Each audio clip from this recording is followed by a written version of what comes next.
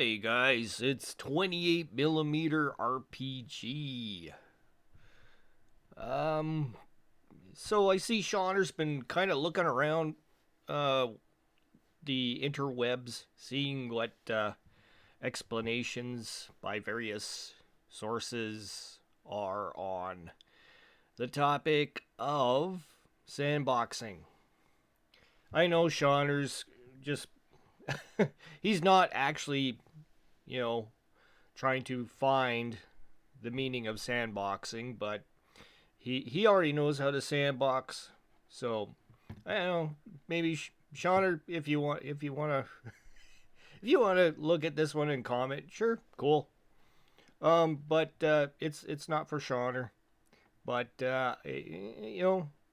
I've done a fair number of videos, kind of rolling over some of my concepts when I put together a campaign idea. I use that loosely because I never know if a campaign is going to turn into a campaign. So it's basically based on whether or not the players want to continue playing in the setting, so or the theme. So first off, let's take example of the Traveler game that I currently have going right now. So currently, when we started the game, we were at the EDA system here, and where they received the contract to rescue somebody, a celebrity from Edom Lee.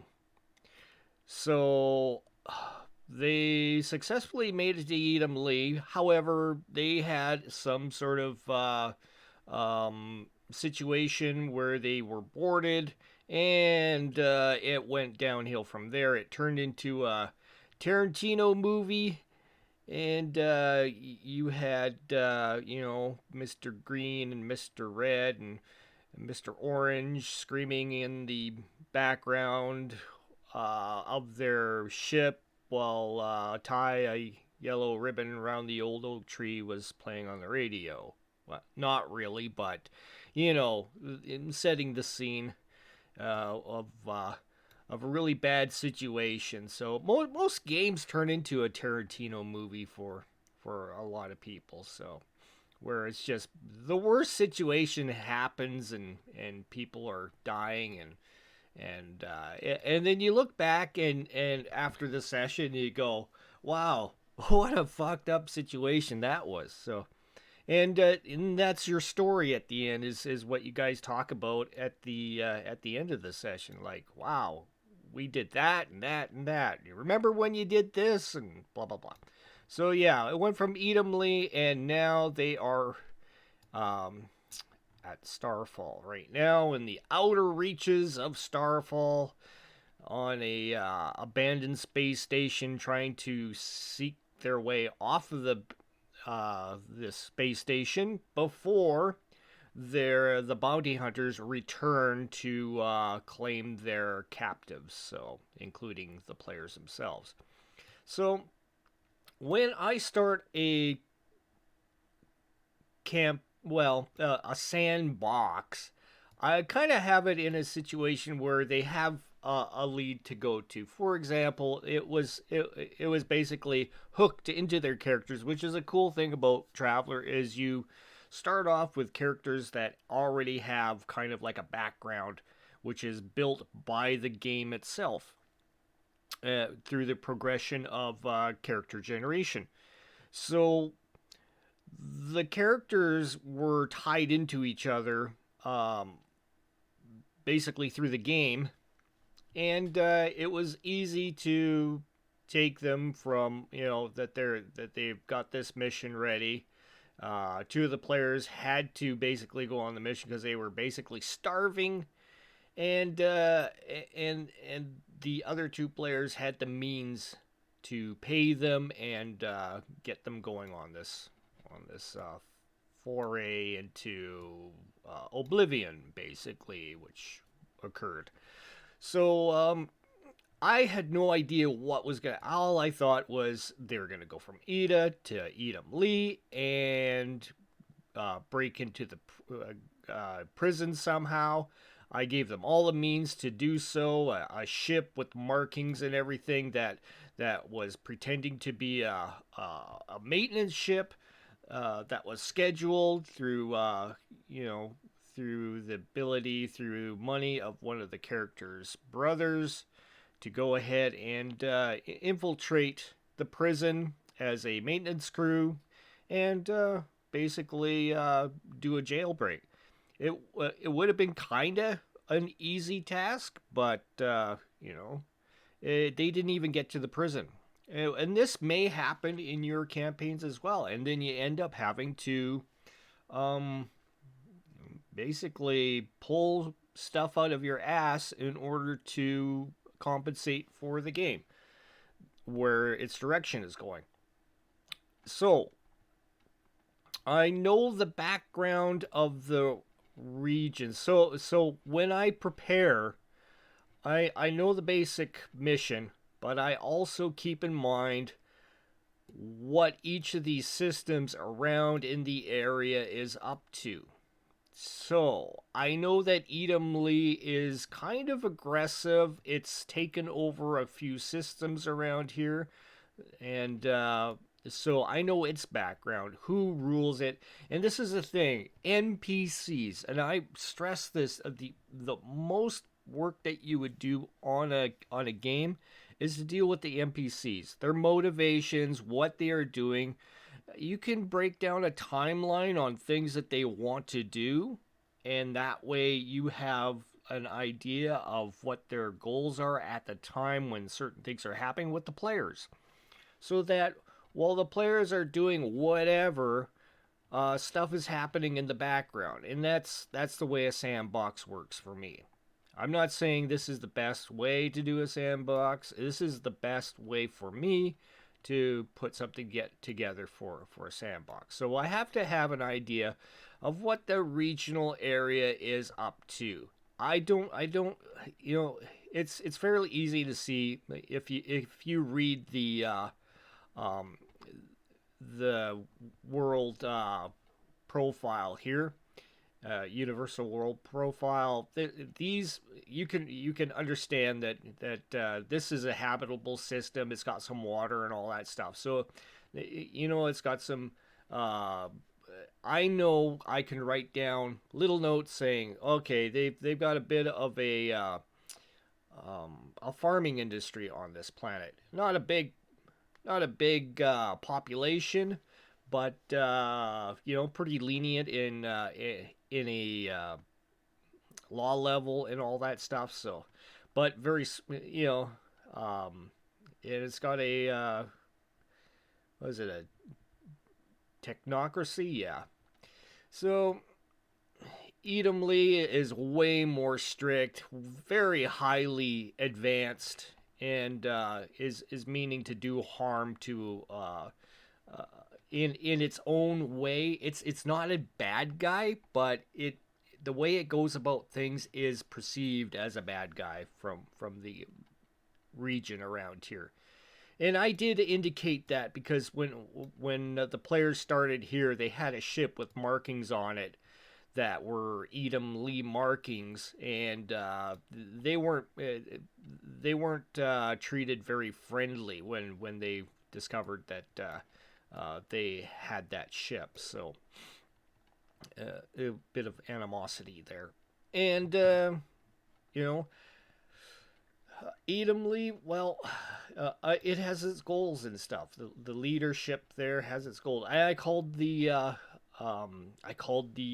leadership of Edom Lee the Sphere, so I gave it kind of more of an ominous kind of sound to it, right?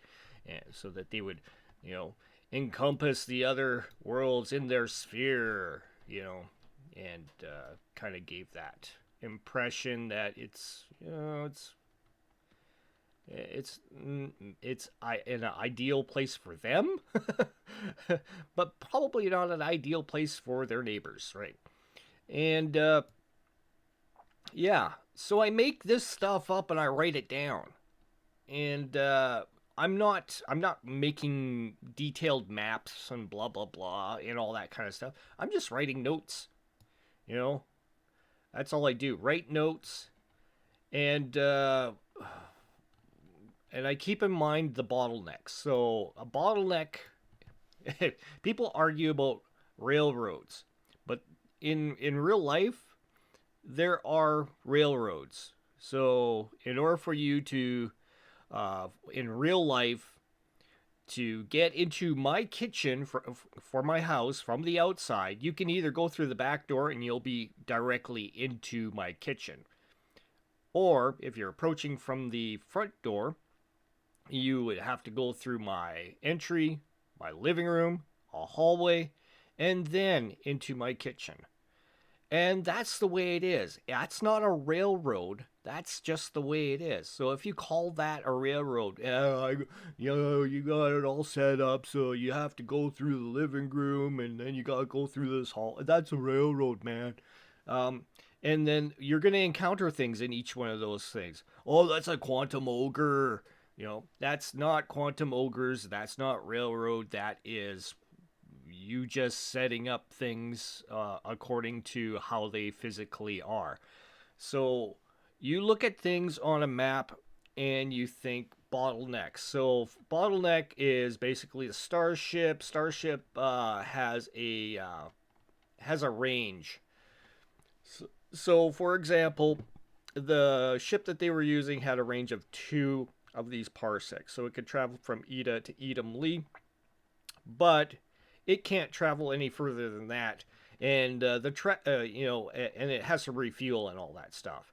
So wherever it goes, it's going to take a week for them to get there, and then another week for them to traverse from the outer part of this of the um, system to the place that they want to go, which would be like the for example, here it was a moon of one of the gas giants. So that takes time, and then there's a lot of things that can happen during that journey. So traveler tends to be, if you play it out, yeah, it's going to be a bit of boring stuff where you got to kind of fill in with a little bit of NPC with NPC or PC activities. So you can kind of get a sense of like if you're traveling with a crew with a bunch of NPCs, you can have NPCs like arguing with each other and stuff like that, or causing trouble. Maybe there's one person in the crew that gets picked on all the time or something like that, and that develops like interesting situations which lead to the Tarantino movie kind of stuff. So later on, so and that in itself creates a story too. So bottlenecks in space here. Also keep in mind, every time somebody enters a system, it's just not that planet. Here, let me go ahead and pop this up. This is from MBOS software. Let me get rid of that. So, MBOS software has this thing called Astrosynthesis. And it's an older program, but it's very cool because you can,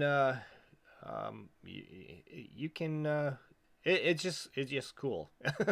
So let's go to this planet here, because you're gonna realize planets and systems are more than just one thing, and you're gonna have a lot of room here. You're gonna have like basically a Firefly situation, like where you can have the whole season of Firefly in one system, basically. Now I know Firefly has something like 3 stars. Yeah, I think it's 3 stars in their system, so it's like a trinary system, and you can build trinary systems in Astrosynthesis here, but you also, and let me just widen this out so we got a better view of this. Every one of these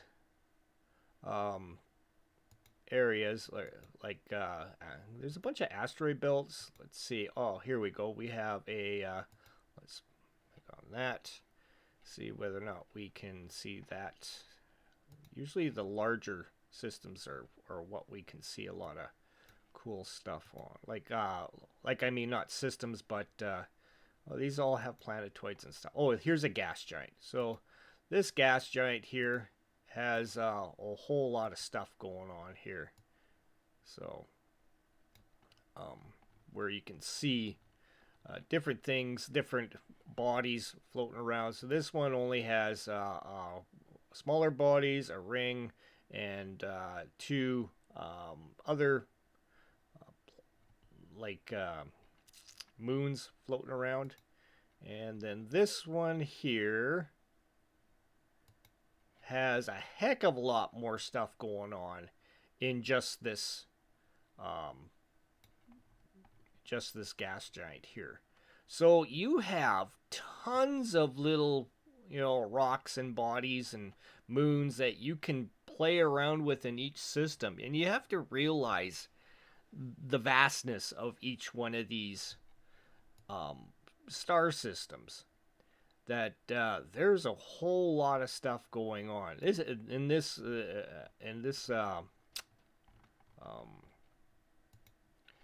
program's really cool that you can run time and watch the moons and the planets travel around the orbit of the star here. So, and yeah, that's pretty cool. But yeah, if you're looking for something like that to create your traveler game in, that's available. I think he's still on Drive-Through RPG with this, as well as the MBOS software website. I think it's mbos.com.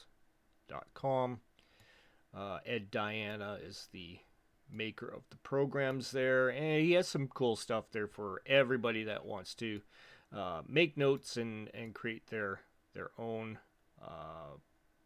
campaigns on their computer, not on a cloud somewhere out there where it can get lost or tampered with by the company.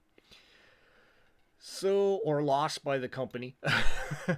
So there's some of the tools that I like to use just to kind of visualize stuff on the fly. And so yeah, we don't want to save that. So yeah, that to me, I have to just for my own sanity's sake, and this is all on the GM side, because has nothing to do with what the players are currently doing. I also have to have kind of an idea what these outer empires are up to in the outer systems and how they interact with these systems here. So you have all these cool pocket empires out in the outreaches of the area that the players are playing, and they will have influences. You'll see ships coming in from the Glimmerdrift Federation here. You'll see ships coming through from Shukikikar here, as well as Stoner, and you may see something with the Heron pirates here, or not so much these guys. This is weird. Some weird background stuff for these guys. This is kind of like a bug kind of empire. And then of course you have the Imperium out over here. So their empire spans that way. And yeah, so this is you got trade routes going through here between these guys. So you're going to see a lot of interaction between these outer empire ships coming through with their cargoes, and these are just their merchant kind of vessels with probably a bit of an escort kind of idea. So you'll kind of give a little influence on each of these pocket empires coming through, and you can use that to kind of flavor your game as well. So not everything is just a regional, oh, we have ships going through back and forth here and back and forth here. And yeah, of course, most of the ships are going to be basically from one jump away here, but you're going to occasionally get a flotilla of ships coming in from, say, Fal over here that come through and they want to do some trading with the Grand Duchy of Stoner. And they may stop in at, say, Starfall here and have their ships show up in the outer area here with the gas giant and refueling. And that could be an interesting thing that happens while the players are doing whatever. And whatever there might be some interaction that occurs. The players might want to be refueling at that time, and then suddenly they're being told, "Nope, stay away until we're done," kind of idea, or we're gonna blast you out of the sky, out of space, blast you out of the space, out of the sky. Anyways, so a lot of this stuff will,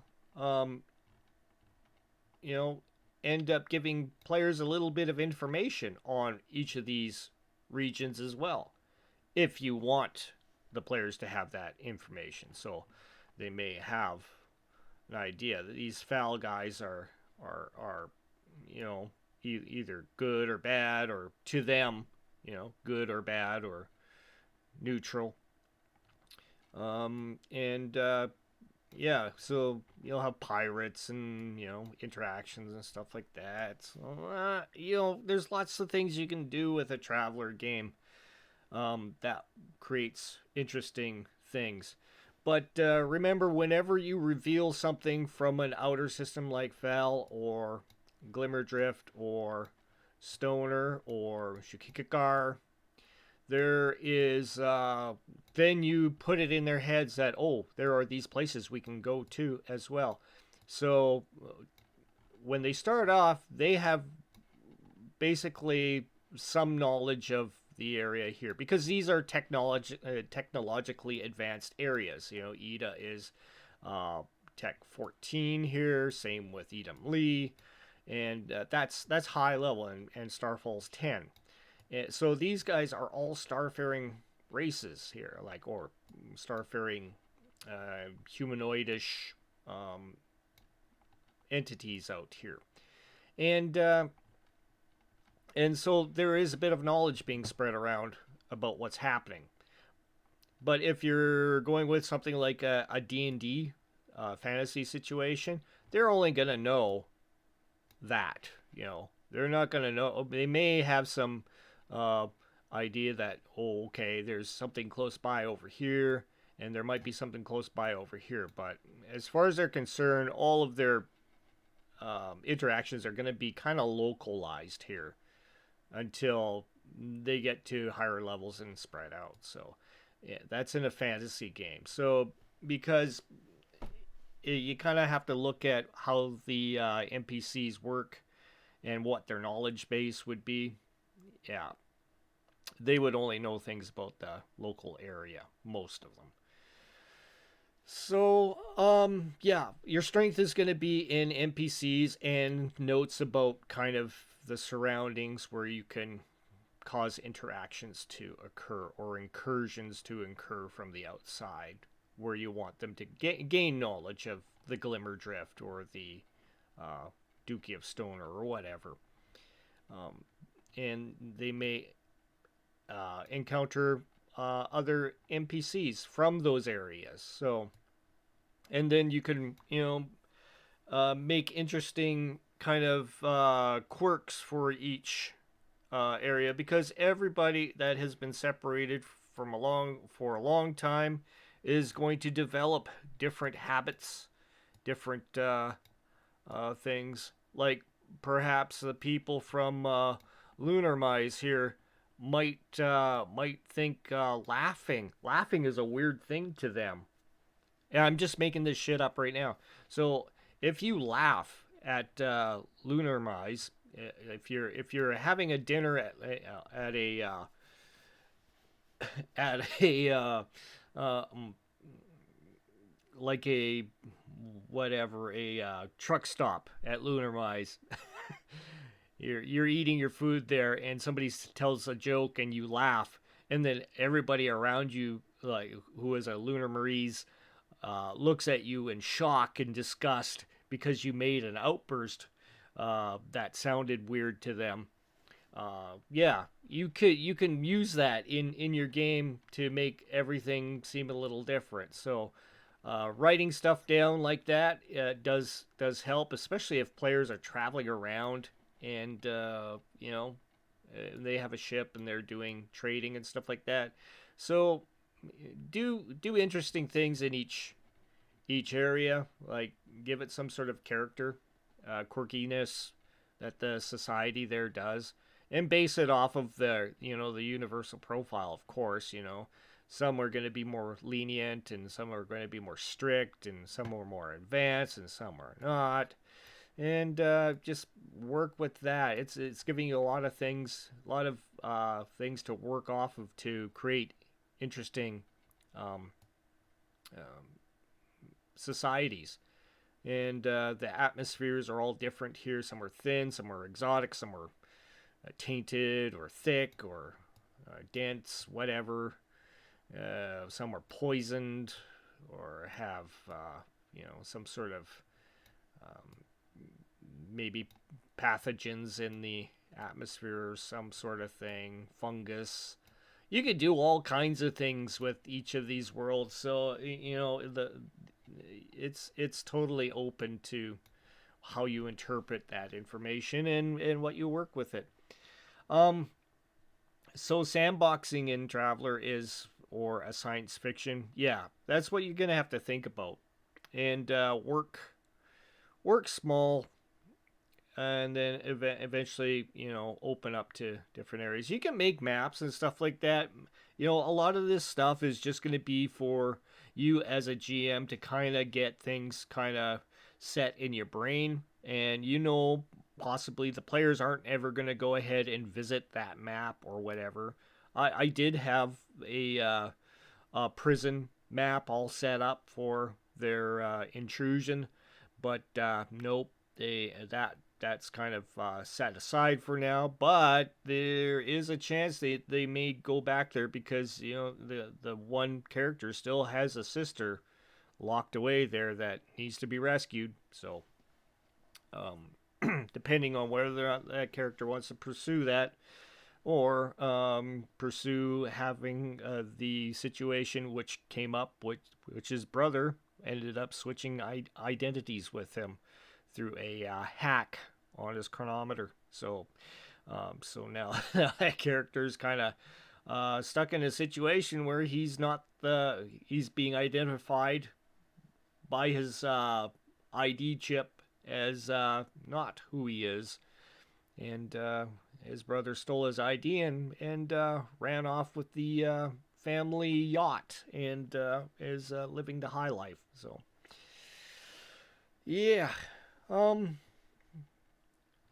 So yeah, I don't know where these players are going to go after this. In Starfall, because they're out in the outers here on a space station, but we'll see where that goes. But that's the way I set up my sandboxes. I don't know where they're going to go next, but I do have enough information around the area in order to put together something kind of on the fly with the information that I have on hand to give them an amount of entertainment for one session, and that's it. And you don't really need much for one session. You just have to have a few ideas there, interaction, ideas of how those NPCs in that interaction are going to work, and go from there. Your strongest asset: build NPCs. That's monsters and other peoples that players interact with, and that way you're kind of set up because that's all.